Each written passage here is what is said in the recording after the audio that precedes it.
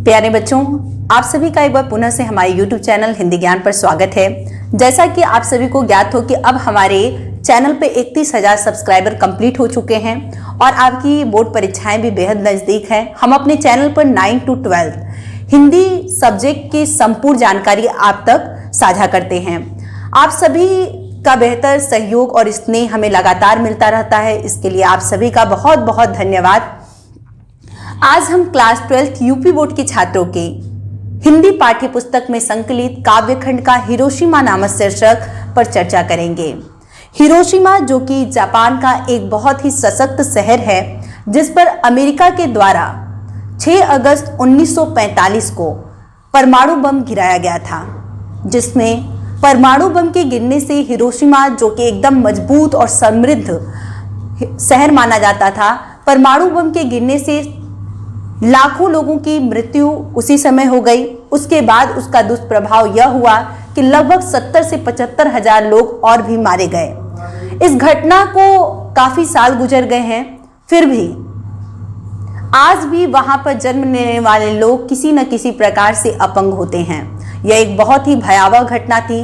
आज भी वहां पर जिस भी बच्चे शिशु का जन्म होता है वह किसी न किसी तरह से अपंग होता है।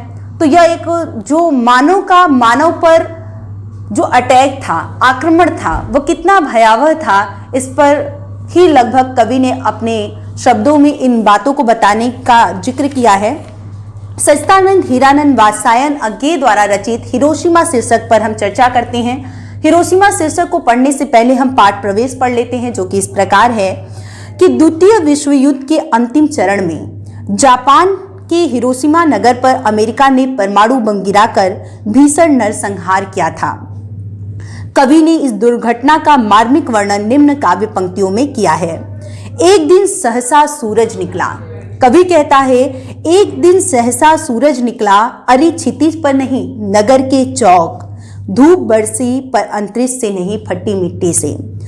कवि कहता है कि एक दिन अचानक से, सहसा मतलब अचानक से, सूरज निकला, सूर्य निकला था। यह जो सूरज था वो अचानक से निकला था और कहाँ निकला था? अरे क्षितिज पर नहीं, यह जो सूरज था वह आसमान पर नहीं निकला था। कवि के कहने का तात्पर्य यह है कि यह जो सूरज निकला था वो अचानक से निकला था और नगर के चौक में निकला था, यानी नगर के बीचों बीच जो सबसे ज्यादा भीड़ भाड़ वाला इलाका होता है, चौक, वहां पर निकला था। जैसे कि आपको ज्ञात हो कि अगर हमारा सामान्य सूरज निकलता है तो वो पूर्व दिशा से निकलता है और धीरे धीरे उदित होता है, यानी धीरे धीरे उसका उदय होता है, जो हमारा सामान्य सूरज होता है। परंतु यह जो सूरज था, चूंकि यह परमाणु बम था, तो यह जो सूरज था वह क्या था? अचानक से निकला था। और कवि कहता है धूप बरसी, और इस सूरज परमाणु बम के गिरने से धूप बरसी पर अंतरिक्ष से नहीं फटी मिट्टी से। यह जो सूरज था एक दिन अचानक नगर के चौक में निकला और धूप की वर्षा हुई, किंतु यह धूप न तो आकाश से बरसी थी और ना ही यह मिट्टी आकाश से आई थी, बल्कि नगर के चौक में सूरज के निकलने से, यानी परमाणु बम के फटने से क्या हुआ था कि वहां पर मिट्टी में दरारें पड़ गई थी और मिट्टी के दरारें पड़ने से मिट्टी धूल के रूप में वहां बरसी थी। एक बार पुनः देख लेते हैं। कहता है कवि, एक दिन सहसा सूरज निकला, अरे क्षितिज पर नहीं। एक दिन अचानक से सूरज निकला था, यह सामान्य सूरज नहीं था। आप जानते हैं कि जनरली जो सामान्य सूरज होता है वह धीरे धीरे उदित होता है, परंतु यह जो सूरज था वो अचानक से उदित हुआ था। अरे क्षितिज पर नहीं, जो हमारा सूरज होता है वह क्षितिज, यानी जहां पर आकाश और पृथ्वी मिलती हुई नजर आती है, यानी कि आसमान में उदित होता है। परंतु यह जो सूरज था वह नगर के चौक में निकला था। धूप बरसी पर अंतरिक्ष से नहीं, और अचानक से उस सूरज के निकलने से धूल की वर्षा हुई और धूप बरसी थी, परंतु वह अंतरिक्ष यानी आसमान से धूप नहीं निकली थी, फटी मिट्टी से। उस परमाणु बम के गिरने से जो मिट्टी में दरारें हुई, उससे क्या हुई? मिट्टी की वर्षा हुई थी। कवि आगे कहता है कि छायाएं मानव जन की दिशाहीन, सब ओर पड़ी वह सूरज नहीं उगा था पूरब में। वह बरसा सहसा बीचों बीच नगर के, काल सूर्य के रथ के पहियों के जो अरे टूट कर बिखर गए हों दसों दिशा में। कुछ छड़का व उदय अस्त, केवल एक प्रज्वलित छड़ की दृश्य सोख लेने वाली दोपहरी, फिर छायाएं मानव जन की नहीं मिटी लंबी हो होकर। कवि कहता है आगे कि छायाएं मानव जन की दिशाहीन, जो मनुष्य थे वहां पर उपस्थित वो दिशाहीन होकर इधर उधर भागने लगे थे। इस सूरज के अचानक निकलने से यानी इस परमाणु बम के अचानक गिरने से जो वहां पर उपस्थित लोग थे वो दिशाहीन होकर मतलब इधर उधर भागने लगे थे।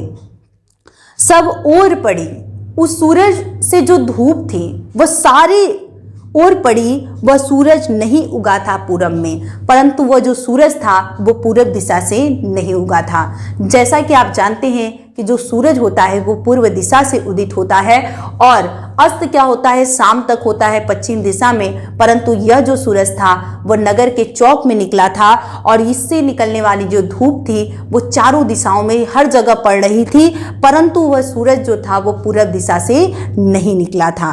वह बरसा सहसा बीचों बीच नगर के, वह तो अचानक से बीचों बीच नगर के क्या हुआ था, बरसा था। कवि कहता है आगे, काल सूर्य के रथ के पहियों के जो अरे टूट कर बिखर गई हो दसों दिशा में। काल सूर्य क्यों कहा गया है? क्योंकि हमारा जो सूर्य होता है वो पृथ्वी जैसे ही उदित होता है वह पृथ्वी पर आनंद की लहरें लाता है। एक सुख की अनुभूति होती है आपको कि अब सुबह हो गया और आप एकदम ऊर्जावान होकर अपने कार्य में लग जाते हैं। परंतु यह जो सूरज था वो तबाही करने के लिए उगा था, इसलिए इसे कवि ने काल सूर्य कहा है। कहते हैं कि काल सूर्य के रथ के पहियों के जो अरे टूट कर, अरे मतलब होता है डंडे, वह अणु बम जो था वो इस प्रकार बिखर गया कि ऐसा लग रहा था कि काल सूर्य के जो पहिए के डंडे हैं वह टूट टूट कर इधर उधर फैल गए हों। कुछ क्षण का वह उदय अस्त, वह जो सूर्य था वह कुछ क्षण के लिए ही उदित हुआ और फिर तुरंत क्या हुआ था, अस्त हो गया था। हमने आपको पहले ही बताया कि जो सूर्य होता है वो पूर्व दिशा से निकलता है और शाम को अस्त होता है, परंतु यह जो काल सूर्य था जो कि तबाही मचाने के लिए उदित हुआ था, यह उदय हुआ और तुरंत अस्त हो गया। कुछ क्षण का वह उदय अस्त, कुछ पल के लिए बस वह उदित हुआ और फिर अस्त हो गया। केवल एक प्रज्वलित क्षण, मात्र एक क्षण के लिए वह प्रज्वलित हुआ था। दृश्य सोख लेने वाली दोपहरी, फिर दोपहरी क्यों कवि कहता है कि सबसे ज्यादा तापमान जो होता है सूर्य का वो दोपहर के समय होता है, परंतु यह जो सूर्य था कुछ क्षण के लिए ही प्रज्वलित हुआ था और दृश्य सोख लेने वाली दोपहरी, फिर वह चौक को क्या किया, अपने अंदर समाहित कर लिया। वहां पर जितने भी लोग थे वो भाप बनकर उड़ गए थे। छायाएं मानव जन की नहीं मिटी लंबी हो होकर। कवि आगे कहता है कि मानव लोग की जो छायाएं थी, जो मानव के शरीर थे वो लंबी हो होकर नहीं मिटी, यानी उन्होंने सामान्य मृत्यु को प्राप्त नहीं किया था।